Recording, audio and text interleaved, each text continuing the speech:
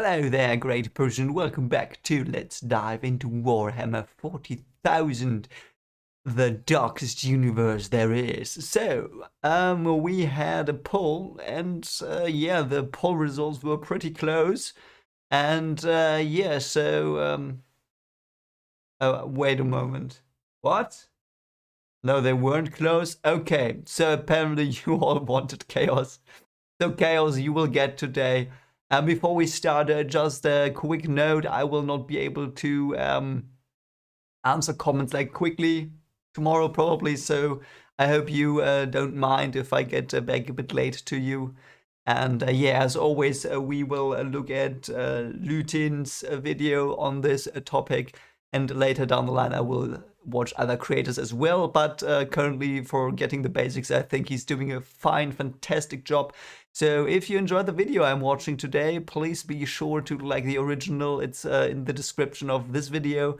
And yeah, watch it, like it. And if you like this reaction, I do, of course, like it as well. And if you're not subscribed to the channel for more great Warhammer 40K content and other stuff, and don't forget the giveaway, your horror story stuff. Yeah. Anyway, that was all the things I wanted to say before. So there will be a new poll after I release this video between the last remaining factions, and you can give your opinion again. So make sure you vote again, and let's see what Chaos has for us today. And yes, I will keep the Necron background because I loved their story last time. I think this image looks badass, and I've ordered the book with the Infinity and something. We will look at that as well down the line. Anyway, let's just go. Oh, someone is having some hard time breathing. Ooh, and dangerously. There'll be no peace among the stars. Only an eternity of carnage and slaughter. Eternity. And the hideous laughter of ever-thirsting gods. Let the galaxy burn. Okay, so our introduction to chaos is basically horrid chaos. So they are against peace, apparently, perhaps by nature, perhaps why not? Carnage and slaughter. Does every chaos god lead to that? Probably down the line. Yeah, I like the hideous laughter as well. Like, does Slaanesh laugh? I imagine that this Nurgle dude or Dudette laughs. Yeah, so they want the galaxy to burn, but I think everyone wants that. Like, who wants the galaxy to burn? Tyranids. I mean, I have not been with at their video, but apparently they are very flesh thirsty and eat stuff. So burn is like its loose term, you know. So they want the galaxy to burn. Necrons, perhaps not so much. Some of them might. Humans, kind of like they want everything else to burn. Yeah, I don't know. Like chaos, yeah, they are probably the ones. Oh, this Satan probably wanted the galaxy to burn as well. Perhaps?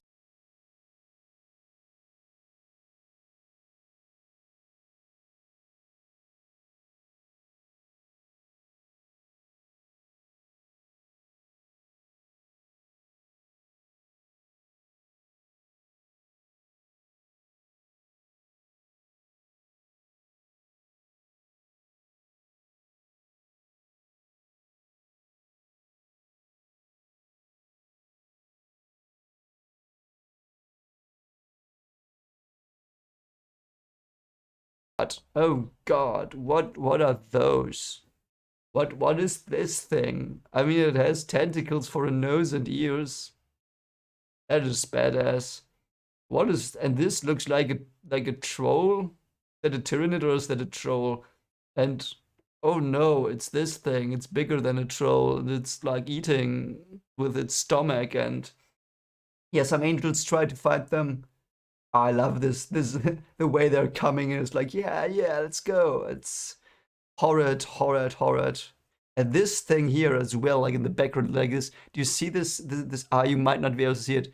It's very, very barely visible. This Titan, like, I don't know. Like if you know World of Warcraft, like it looks like these weird Yoxaron things, like the flash things. God, that looks epic, but also yeah horrifying. And I interrupted the music, kind of yeah, because I'm afraid it will copyright me. But let's go.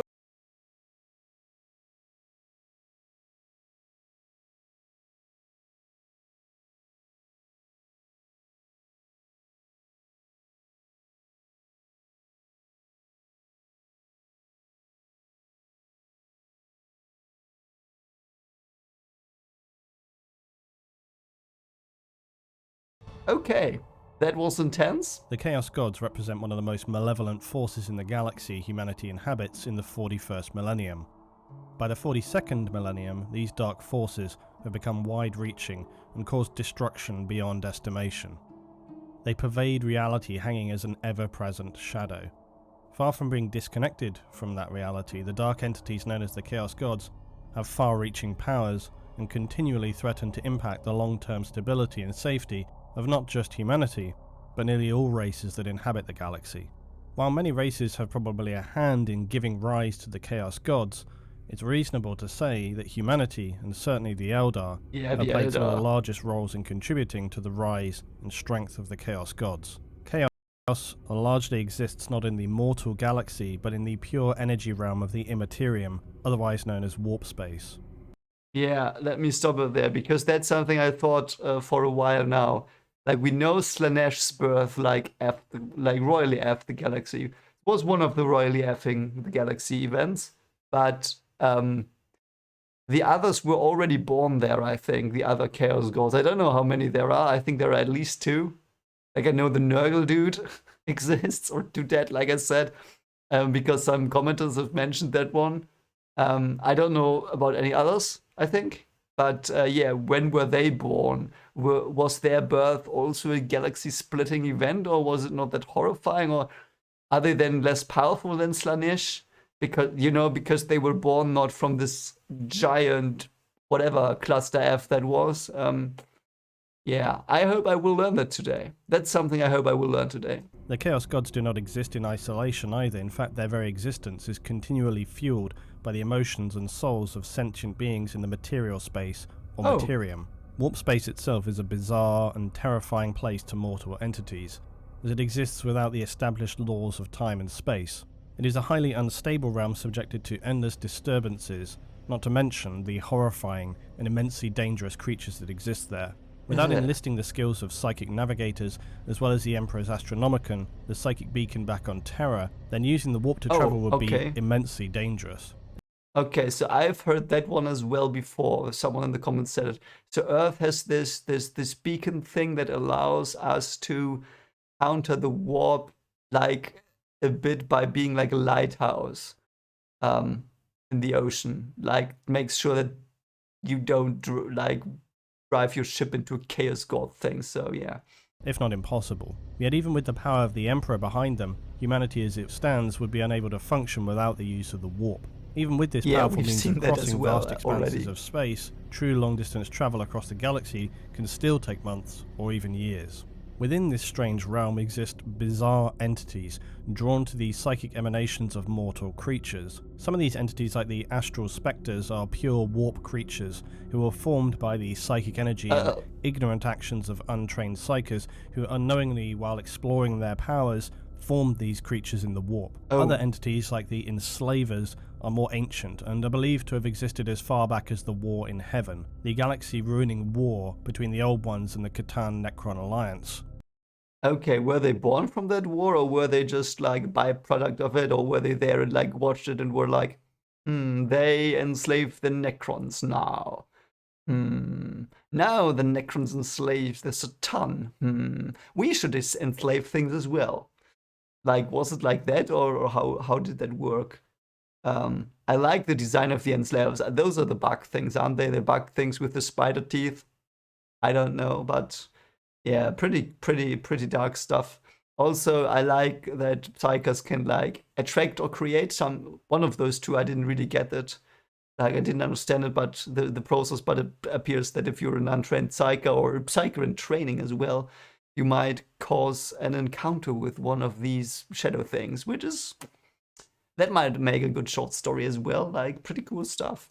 The Old Ones had created many races before, but now they were forced to create beings with powerful psychic weapons to battle the nightmarish, world-ending Catan. The experimentation and subsequent learning processes of these early psychers would unknowingly disrupt the, at this time, relatively placid immaterium. Their psychic experimentations, usually with conflict in mind, would unknowingly fill the blank canvas of warp space with hellish creatures that would violently and forcibly breach the gap between warp and real space, the most powerful of these being the Enslavers. They would dominate, enslave if you will, using the collapsed and transmuted bodies of early psychers as portals. Okay, that's so effed up already, like, using corpses of, like they probably did not have pleasant deaths. I mean... Look at that, what is that even? Like, it's like grew like the legs fused into this insect-like appendix, whatever this is. Like, Jesus Christ, mates. Yeah, always be careful when going into tiger training, I guess. This would then allow more of other warp entities into real space. And these warp beings would become one component of the downfall of the Old Ones, as their own creations then fell victim to the command of enslavers. Instead of being a tool to destroy the Catan, the Old Ones found themselves hamstrung and fighting nightmarish entities they hadn't anticipated, despite their vast wealth of knowledge. Bad luck. These non-specific undesignated warp entities would again breach real space to reap humanity, again exploiting the inexperienced and weak early psychers of mankind during the warp storms of the Age of Strife. While these strange and terrifying entities within the warp are certainly unsettling and problematic for mankind and the other races in the galaxy, they are incomparable to the true masters of warp space, the gods and demons of chaos. Okay, is that a god or is that just a demon? I like it. Reminds me of the Corvus chapter, or whatever it was called, the Raven Space Marines. Is that like the nightmare vision, and that's why they were born like this? Like, or what does the Raven mean? Like, is the Raven something that has more meaning than I know currently in this universe, and that's why we have a chapter like a Raven chapter, something like that, and we have these Raven demon things, which... Yeah, I mean, it has two heads, can think a lot probably, so yeah. These are devastatingly powerful entities who are formed from the same energy that comprises warp space itself. The gods of chaos would largely be birthed into the warp as early as 10,000 years BC. Human shamans would detect and sense their malevolent presence, but even though the chaos gods would exist, in one sense, they were far less active and destructive than they are in the 41st and 42nd millennium. Why though? Why? At this early time, you could even describe them as being passive entities. The gods of chaos were more like a slow boiling pot of water, the heat being humanity and other races' inherently negative traits and vices. Chaos itself is not a race, it's more of a collective designation and realm. It's primarily divided between four gods, known as Khorne, Tzeentch, Nurgle, and Slaanesh. Okay. Khorne, Tzeentch, Nurgle, and Slaanesh. And Slaanesh has great personality again, and Nurgle has a, like, kettle. Like this dude, like, what's like, he looks pretty happy. Like, he looks really happy. It's like, oh, I'm going to cook some stuff. Going to cook some stuff in the warp. Going to cook some fear. Going to cook some anger. Going to cook some very, very bad things. Yeah. It's the Nurgle cooking song now. Accept it. Nurgle and Slaanesh. Khorne is the blood god, representing war, rage, violence, hatred, and bloodshed. Tzeentch is the changer of the ways, representing volatility of change such as overreaching ambition, plotting, convoluted scheming, and conspiracy. It also represents sorcery. Nurgle is the plague god, and it represents mortality, morbidity, and despair. And Slaanesh is the god of lust, greed, excess, hedonism, pleasure, pain, and perfection. The gods of chaos are manifested through sentient thoughts, minds, and emotions of the galaxy's inhabitants. The collective unconsciousness cumulatively shapes and allows the reactive warp or immaterium to give rise to such abhorrent creatures as the gods of chaos. I knew it. I'm sorry, I just have to rub it in. I knew it was collective unconsciousness. I think I said it last video. I think. I don't remember if I said it in this context, but it makes sense. Like a bit of Jungian psychology in here and it makes sense. Like, why would it not make sense? I think that's a very cool idea. I like these the collective subconscious idea a lot, and I like that these chaos god things were born. Like, they are like part of it, just part of it. And it's like warp and immaterium are the collective unconscious of every living being, which is absolutely fire to think about. Love that concept. Absolutely love it. Like, I think in psychology, it's not really like, and I'm now talking about the real collective unconsciousness as it is in the more modern psychological theories or approaches. And there it is more like a description of commonalities that are like, that take this as a metaphor, you know? It's not like there is this thing we're all connected to. It's like a metaphor for the commonalities of men and women and all the things sentient here. Like all the people creating ideas. I hope he goes more into these gods, because they sound cool. Like the blood god looks a bit like, what's his name? The image reminded me of someone so much. Blood god. I don't remember, but it makes sense that war and rage and like berserker battle lust are emotions that were created into this thing. Then we have plague and pestilence and stuff like, and we have scheming, and then we have, of course, like strong lust and pain things, like like ecstatic things, very ecstatic feelings. Like, do they let me think if they correspond to basic motivations.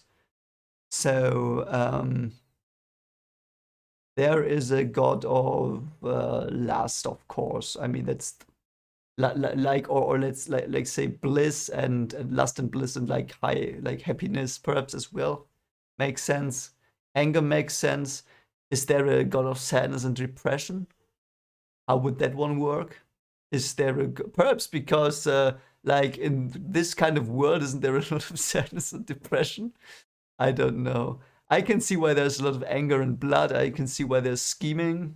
That makes sense. But like sadness and depression and of like hopelessness, a god of hopelessness, that's missing, I think. Yeah, Nurgle, of course, like of plentifulness. I love that as well. Like, they are very cool gods. The existing mental activity across the galaxy then continues to sustain and nourish them. While the gods themselves in the warp are extremely powerful, they can only enter reality in a somewhat limited respect, such as by means of possession of those who have psychic abilities, as was the case during the Age of Strife when mass possessions of early human psykers wrought terrible and wide-reaching damage across the colonized planets of humanity. The Chaos Gods are also able to form and create lesser entities from the warp itself to push out into real space. That is so cool. I know we've seen this picture before. He's used this before. This is one of my favorite pieces of art in this universe as well, because I love the idea of a painting depicting something horrid, and that horrid thing slowly seeping out of the painting into the world. Like, I love that. It's such a cool thing. Like, that's one of my favorite horror tropes, I think. It's so cool. I love it. And it makes sense though. And by the way, can their gods, like he said, they can possess people. I see demons possessing people, but like a god, wouldn't that like just fry the person they try to possess? I don't know. Essentially forging miniature extensions of themselves. These are the demons of chaos. Whilst they themselves are not truly able to enter the materium, things have become progressively more severe since the formation of the Eye of Terror, and more recently with the formation of the Great Rift across the galaxy. Toward the end of the 41st millennium, the warp had been growing ever more unstable, and eventually this struggle would lead to a massive tear in space across the entire galaxy. For humanity in the region containing Holy Terror, the tear appears as a scar across space. But for those Imperial worlds on the far side of this tear in space, they now inhabit what has been designated the Dark Imperium.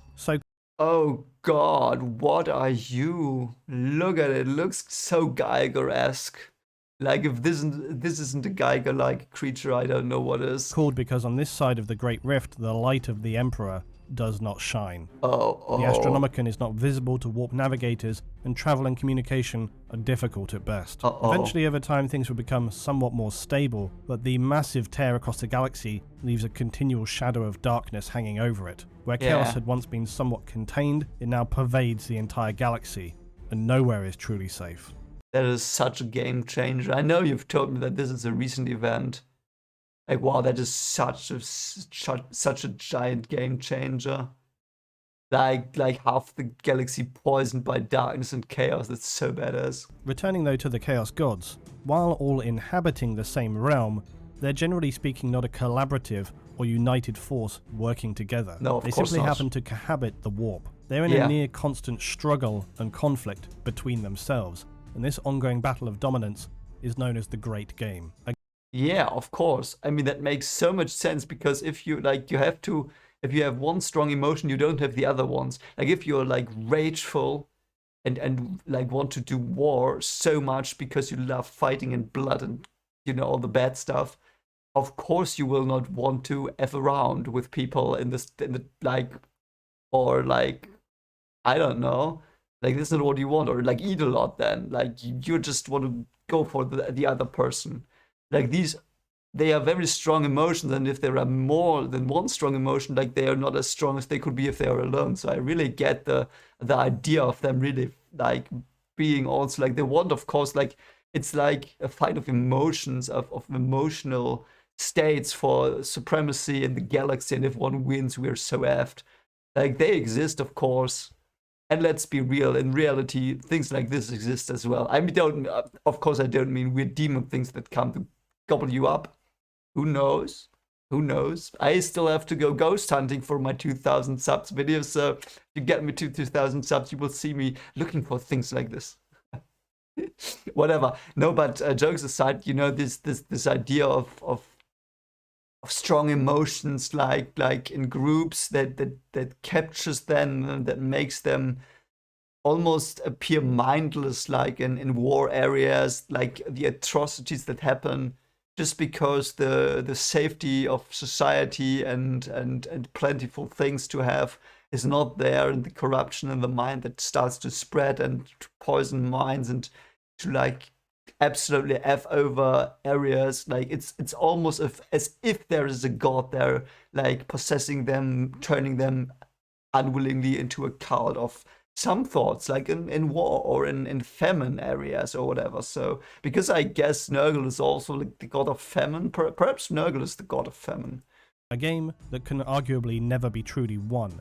There is often much discussion around what would occur if one of the Chaos Gods was somehow able to win the Great Game and take a primary position of dominance. Could the warp be returned to a balance, a state of serenity? What? Or No. would the warp itself consume real space, dooming all mortal races to a nightmarish future of complete and total chaos? Yeah, it would. Like, I'm. This is probably me already having an opinion that is too strong to be open-minded here to both of these possibilities, because I've thought about stuff like this a lot, like ideas and feelings perhaps taking form in the real world. I mean, my horror stories are based on that in many parts. And because I like the idea, because I think like emotions and stuff, they shape the world. Of course, not like not like this, not like a warp that's literally like making things appear that will hunt you down or whatever. But like, it's close. Like, emotions control and strong emotions and dark emotions control such a strong part of the world. And I think if one of the gods won, like, it would just be like just one emotion, there would be no world anymore. Perhaps there are things, but you wouldn't care, so it doesn't even matter. Like, it wouldn't even matter if anything's left, because you wouldn't care. You would like be like captured by whatever God won, and you would just be that. You would be the God, because you wouldn't have yourself anymore. Because the moment you get yourself, you won't have the emotion anymore, because consciousness is like something that mediates emotions, like neurologically, psychologically, you know? And it mediates that between them, and it makes sure that not one like goes into overdrive and makes you die. Like, I know there are experiments which I think it was rats, and they did something. Yeah, I think it was. So that would be Slanesh. So they cut something. I don't know what they did to the poor rats, but they made it so they could get, let's say, fun with each other on the press of a button. I think they put some neurons in their brains, so they could press a button and they would have a happy time. Let's call it a happy time. You know what I mean? And they were just pressing the button until they died. They didn't eat. They didn't do anything. You know? So like, we are not rats, I know, but I think something like that would happen on the great scale if one of the Chaos Gods won. Like, it would be like, okay, we just do this one thing to gratify ourselves with the emotions associated to that particular Chaos God over and over and over every living thing until they just die. Because why would they care for anything else other than that emotion? And it would mean the death of the universe, and then the Tyranids come and eat everything up. So perhaps the Necron, like, can the Necron feel like perhaps they could still fight the entities that sprout from this. But yeah, if one would win, that would be like, for us, like humanity, that would be the end. No way out. Perhaps Necrons and Tyranids can still fight them then, but why would we care? We were dead, so. Only the unending conflict that rages on allows the gods to have their share of power. The Great Game is generally the primary focus of the Chaos Gods. Yeah, of course. Much is spoken of chaos in mortal real space in the 42nd millennium. Now, especially more than ever, the talk of how severe a threat it represents. Oh god! Just saw that thing, I'm sorry, I just saw it. The frick was that? Look at it. It's in pain. Pain and crawling around, and like, I think this Titan-like thing even has it like as a hand. Is that its hand? And there are some women with great personality and even greater insect appendages, and they attack as well. Yeah, it's like, I really think that you can do a lot with the like, you can give these gods cool thematic designs. Like, this is obviously like them having great personalities, you know what I mean? That's of course fitting, and also like Nurgles could be like these gluttonous things, you know what? I like that you can create great like imagery with these concepts. Like, they just lend themselves. You could paint 1,000 great pictures like this with 1,000 different creatures, because like, it's so, I can't even express it. I love it so much, though. It's like, I love like these, whatever. Especially more than ever, the talk of how severe a threat So it cool. represents. Along with the ever-burgeoning Chaos cults and well-known abhorrent traitors to the Imperium, such as the Chaos Space Marines, the gods themselves are far more concerned with their own struggles against one another in the warp, and in actuality they only direct a very small amount of attention and power toward the mortal realm. There are periodic instances where the Chaos powers will set aside their differences and unite under a general banner of Chaos itself. Why, the rise though? of the Emperor of Man being one such time. Yes, perhaps because the Emperor of, yeah, that makes so much sense. Because the Emperor of Man is like the anti-god. Like, we've talked about this before, like, he's for science and rationality and secularism and all this stuff, and he's trying to forbid gods because he wants to think his way into the future. That's how I got him. Perhaps I'm wrong. I don't know that much about him, that even though we did like this mega deep dive into his past. And I still have to see Horus Heresy, which will come up after the faction videos, as I promised. But aside from that, like, the Emperor is this this very calculative thing. Like he's trying not to like be swept into this emotional warp chaos thing stuff. So of course they might reunite, because it's like they are different. What would you say? The Chaos Gods are different things in fighting, but they together are all fighting against like logic and rationality as well, because that would kill them. Like if they could get rid of the emotions, that would kill them, I think. The Chaos Gods felt his presence to be unsettling and dangerous to them, especially after some further details, naturally. That's which so we'll much, talk about later. And so they engineered the Great Civil War among humanity, the Horus Heresy. Oh, yeah, but from the perspective of the Chaos Gods, this was barely a turn of the head and a moment of their attention away from the great game. This game is also mirrored in their followers, as well as demons who continue the great game in or out of the immaterial. When the galaxy was young, whilst the warp existed as a realm, it had no distinct entities as such within it. It simply was energy flowing with the sentient emotions of the mortal materium. Over time, this energy would become more and more defined and individually distinct. At some point in this early period of the first few millennia, Khorne would become the first to realize its ability to act independently from the larger, more abstract disturbances in the sea of the warp. Yeah, it makes kind of sense, because war is probably the first thing they really got into. Like, that's the first thing you do, like, before you get to be like, what are the others? Like, the others only can come after war has already, like, united a lot of stuff, I guess. Later, 2 others would follow, being Tzeentch and Nurgle, and so the first 3 gods were manifested in terms of human history by the end of the 2nd millennium. The 4th god, Slaanesh, wouldn't manifest until the catastrophic ending of Eldar society as it had been known in Millennium 29.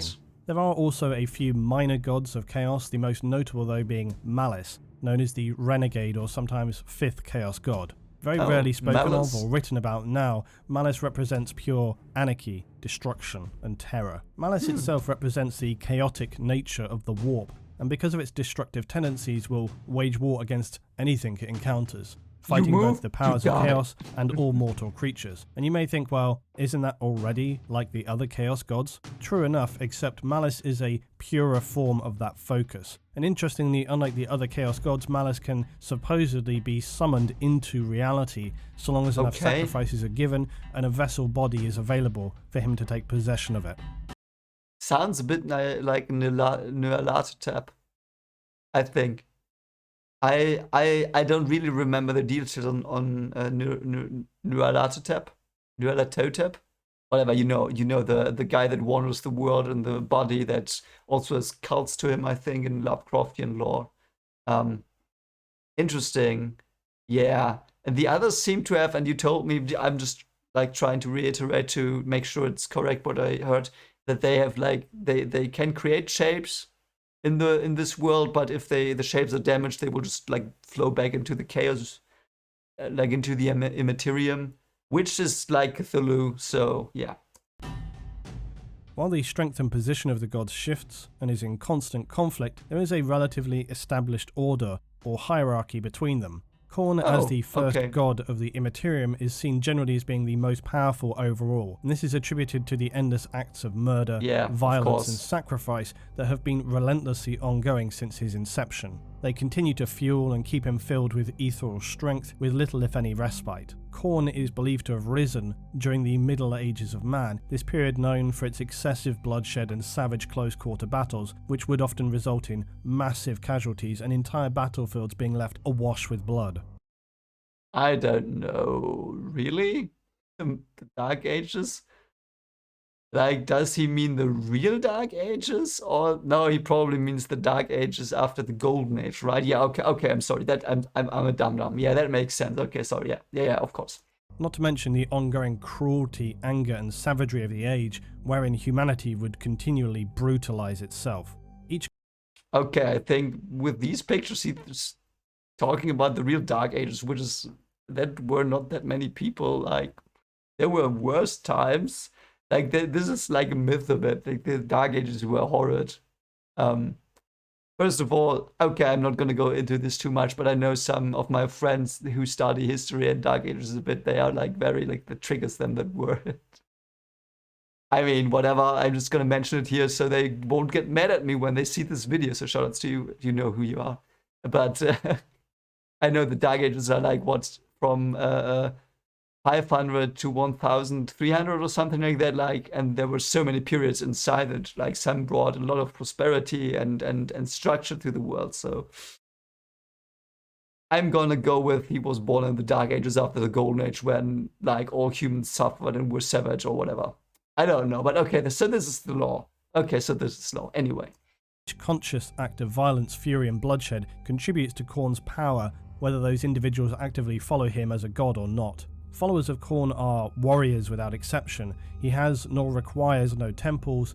He is worshipped on the battlefield of mortal races. Khorne derives his Karneth, meaning the Lord of Rage or Lord of Blood. Khorne despises the use of magic and sorcery, and therefore most expressively hates the other gods of Tzeentch and Slaanesh. Yeah, because he wants people to hit stuff to get blood rage. Notable traitors of the Imperium who are aligned with Khorne are the World Eaters. They are the 12th Space Marine Legion, and their Primarch Angron also aligned with Chaos and Khorne. Wow, after the heresy, they split into many smaller groups such as the Forsworn, Gore Hunters, the Blood Legion of Khorne. The list goes on. And we'll look more in detail at the specifics of Chaos Marines in future content. Okay, yeah, I think I've heard that somewhere before, Chaos Space Marines. Perhaps I've seen it, like I skipped through the shop page of the tabletop game like some days ago, and I just looked at the headings and some were Chaos Space Marines, so got a bit of a spoiler there. Like I didn't really like click anything. I just saw some like because I wanted to see how expensive the codexes were. But yeah, anyway, so the 12th Legion went to Khorne, yeah. The other three Chaos Gods share more of a fluctuating and random combination of peaks and troughs in accordance with how they draw their powers. Mortal events may imbue them with unexpected strength, which allows them momentary opportunities to become the strongest players in the eternal conflict of the Great Game. And these spikes in power and dominance are nearly always fleeting, and the eternal conflict continues on unabated. Tzeentch, though, is often seen as the second Chaos God in terms of general power and stability, and this entity draws strength from the endless desires in humanity to initiate change and better one's self-interests at the expense of others. While in some respect these can even be positive drives, all too often within humanity, consciously, unconsciously or surreptitiously, these desires lead to scheming, plotting and corruption. That's probably one of the ones that's pretty powerful currently, because I have the impression that many people in, let's just say certain positions care more for themselves than for the community, perhaps. Though probably not in the way you think. I don't know. But I'm not going to go into that. We're not getting political here. Never. Not going to do that. But yeah, that's like very, very rare. It's like, yeah, it's like this typical evil noble from the Dark Ages that has their peasants in the backyard and just like spits at them because they want to and gain money from their work or something. It's pretty funny, Though that's not what I meant just now, just for the record. The strength of drive to acquire a different life can result in burning down institutions and established norms. It can throw states into civil war and even threaten the stability of entire planets, not to mention the well-established greed of mankind. These drives can sometimes even create events that can determine the fate of the galaxy. All of this, in essence, is Tzeentch. It is the god of great change and despair in the materium, and the never-ending selfishness, the single-minded desires of power mean that mortal creatures can gift Tzeentch with powerful bursts of ethereal strength. Tzeentch could be described as well as the architect of fate. That's so weird. Like normally you wouldn't think that's bad. Like strive for change is good. Though I think currently there's like very much not change. So that's why what I thought about just now, like the associations I had with not changing. So perhaps I got it wrong, I think, with the Disney stuff I was carelessly throwing in, which is just a layman's opinion. But yeah, that's not the change I'm about. It's the staticness. That's what I was thinking about just now, like this staying static because of like personal greed. Is that something he has as well? Because that's what I was thinking of, staying static and trying to make sure that the things you're doing are, they are like what works, so let's not innovate. That's the thing I'm talking about. So is that something he has as well, Slish? I will get his name, don't worry. So is that something he has as well? Because like greed, like staticness through greed. Because yes, like perhaps that's also because he said fate. Because that's fate, like yeah. The 15th Legion of the Thousand Suns became almost unintentionally associated with the Chaos God of Change. Why? Magnus the Red, their Primarch, also now elevated to a demon prince. Oh god. The god Nurgle, however, is far less subtle than Tzeentch in how it draws its power. For Nurgle bathes and wallows in the agony, indeed the abject misery, of others' physical corruptions. Okay, so he's the one that is like for despair and hopelessness, I guess. Disease, plague, and galactic pandemics are its dominion. Nurgle as a god is often regarded as the god of all, because few mortal creatures seem able to escape physical corruption at one time or another. And whereas the other Chaos Gods usually align with specific individuals or those inclined to a certain activity or behavioural pattern, there is no discrimination with Nurgle. Nurgle also has a more active role in the plight of mortals than the other gods, in that those afflicted by disease or some nightmarishly disfiguring corruption are often then subsequently shunned, exiled and ostracised by their own communities, leaving them in painfully hopeless situations, depressing misery, often having been turned on by everyone they may have imagined would help them in their time of need. That is so bad. Yeah, that's so bad. Oh god. Nurgle is probably pretty powerful. Yeah. Hopelessness is such a bad thing. They find themselves turning to dark whispers, to Nurgle, who will then perhaps most disturbingly not cure them from their diseased and disfigured state as compensation for their spiritual devotion. If anything, their condition may often be exacerbated, but instead it will allow them to permanently live on in their unfortunately abhorrent condition, to remain as a horrific parody of their former selves, with some minor benefits. That being a relative state of physical relief. Most followers of Nurgle seem totally unaware their physical condition should be causing them levels of pain and discomfort that would make any normal being want to collapse and be put to death right there and then. This rotting of Nurgle and bloating of the body often also enables them to physically endure more damage and trauma, making the followers of Nurgle more difficult to physically dispose of. The followers of Nurgle are almost universally extremely unpleasant forms to look upon or be in the immediate vicinity of. As with their pain, they are seemingly oblivious to the horrific appearance they display to others. Perhaps most disturbingly of all, though, beyond the physical, is that worshippers of Nurgle are afflicted with an ongoing permanent state of depression, but one that simultaneously brings them contradicting pleasure and satisfaction. Nurgle essentially is a disgusting perversion of mortality, deceiving its followers into a denial of their true self and distorting their perspective of reality. It's quite literally an abhorrent rot of the physical and mental self. Oh god. I love it. It's such a good thought through idea. I love Nurgle. Because that's so effed up. It's like this. I've never seen someone tackle rot like this, like rot of mental and physical self and not caring anymore, and thus appearing rotten to everyone else. The Death Guard, the 14th Space Marine Legion, are most associated with Nurgle. Mortarion, the Primarch of the Death Guard, would become a Demon Prince of Chaos, and other powerful Marines like Typhus, a captain, will become devastating champions. Wow. Which then brings us conveniently to another god which revels in perversion and distortion of reality, the god of pleasure, Slaanesh. How is he having pleasure? This dude has spider eyes and it's like horrifyingly disfigured as well. I would have placed this dude with Nurgle. Slaanesh has had an ongoing surplus of strength ever since it was birthed at the horrific cataclysm that was the near total annihilation of the Eldar race and the shattering of their gods by Slaanesh, all brought about through their own excessively decadent and hedonistic ways. Slaanesh has a somewhat more neutral attitude toward the other three Chaos Gods, as its attention is considerably more focused upon indulging its own pleasures, as is its nature. Yeah, I mean, why not? Why would Slaanesh care for anything other than its like lust thingy? The main opposing god, though, is Khorne, as Khorne represents violence, pain, war, and through these things ultimately death, whereas Slaanesh is much more about sustaining for as long as possible pleasure, pain, beyond description and estimation. To end all of this early through a bloody slaughter is counterproductive to how Slaanesh gains strength. Yeah. While the previous 3 gods are abhorrent to humanity and Xenos alike, Slaanesh is arguably the darkest of all the gods, which is not always apparent at first glance.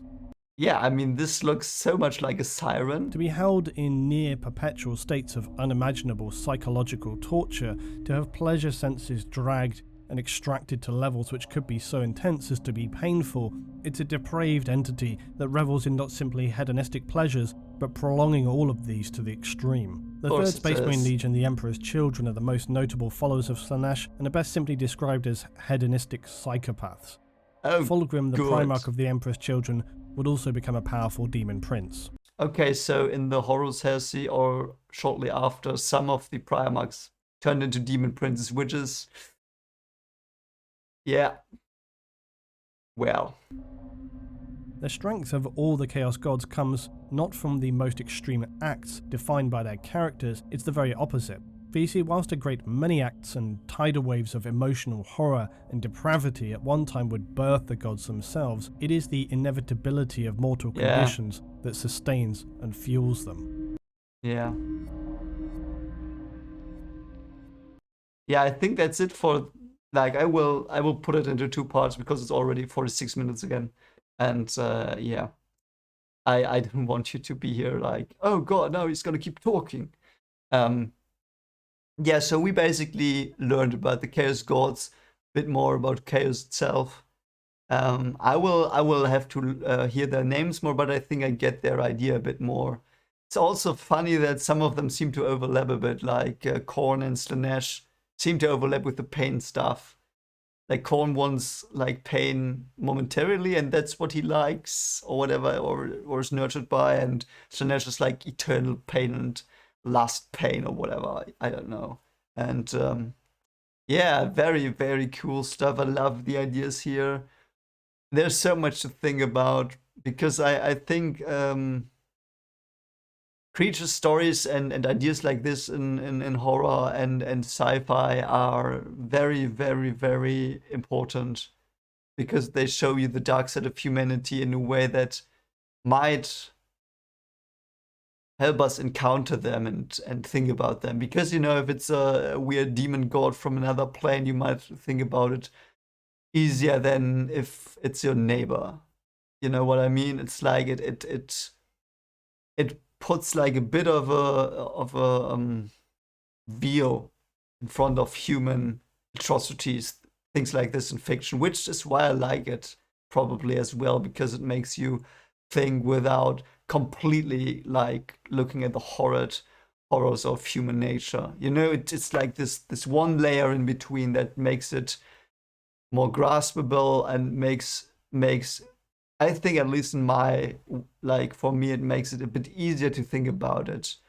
You know, I like chaos as a concept so much. It's very cool. So I'm not yet sure when I will be able to put out the next part. I will probably post it on Tuesday, but I will not be able to comment on Tuesday because of stuff. And yeah, after that the poll will. So there's no poll yet. Oh yeah, no, you know what? I will start the poll, so it's gonna run for 4 days for the next faction. But yeah, we are not done with this faction. So yeah, it's so much great stuff to explore here, and they are probably the race closest linked to humans as well, because that's so human, these emotional states of ecstasy and pain and despair and hate and calculation and greed. Like, I like greed god as well, because like I said, it's like greed does not mean that you that you want to have change in the world. Greed also means that you don't want to have change in the world. You know what I mean? It's and I like that there's a god for that, and I need more stuff about the gods. And yeah, if you like this reaction, please consider liking, subscribing, and sharing. And yeah, we or I want to reach 2,000 subs this year, so you can help me by subscribing if you're not yet. And yeah, also, yeah, I will. You know what? I will link the horror story about the painting stuff the description of the video as well, if you are interested in it. It's about a painter that like sees something from space and then paints it, which leads to horrid consequences, of course. And yeah, if you want to read, listen to that horror stories in audio read by some great guy, look at the description. But yeah, I hope you have a great day. This is part 1, and I loved it and can't wait for more. And please, as always, take care of yourself, and see you soon. Bye.